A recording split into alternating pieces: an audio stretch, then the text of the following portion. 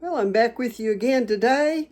It's Friday. I am going to show you some of these mixes today. So we're going to start with taco seasoning. Let me show you what I put in mine. Okay, so I'm going to start this. I'm going to put it in a pint jar because that's where I'm going to end up with it at. So get my little measuring spoons here. The first thing that we're going to put in it is some paprika. So I'm going to put in a half a teaspoon of paprika to begin with.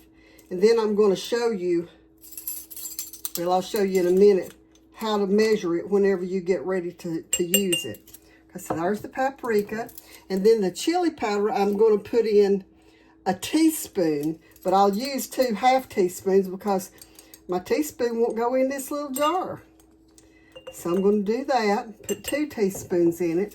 Then the cayenne pepper, my recipe calls for 1/4 teaspoon. We usually like just a little tiny bit less than that, so I won't put hardly 1/4 teaspoon in it. But that's one you'll have to measure and figure out what your family likes. And then my next one here is garlic powder. And my garlic powder also calls for 1/4 teaspoon. So, I'm sorry, no, it calls for 1/2 teaspoon. So I'm going to get my garlic in there. There's a 1/2 teaspoon of garlic. And then the next thing is dried oregano. And the oregano calls for 1/4 teaspoon. So I'm going to do 1/4 teaspoon of oregano.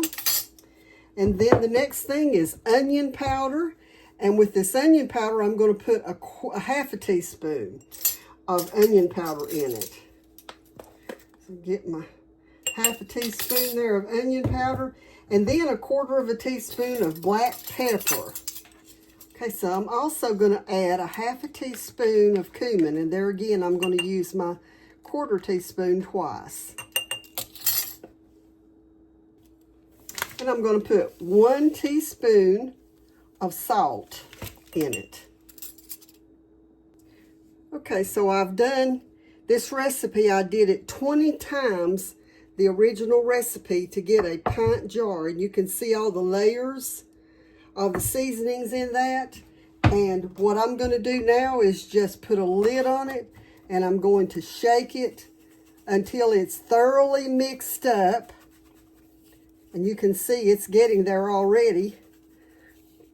But I will make sure it's all mixed up. And then when I get ready to do anything with taco seasoning, all I have to do is make sure that I use 1 tablespoon per pound of meat. Okay, so my taco seasoning is all mixed up. I'm going to put me a label on the outside of my jar so that I know that if I'm using this, I'm going to use 1 tablespoon per pound of meat.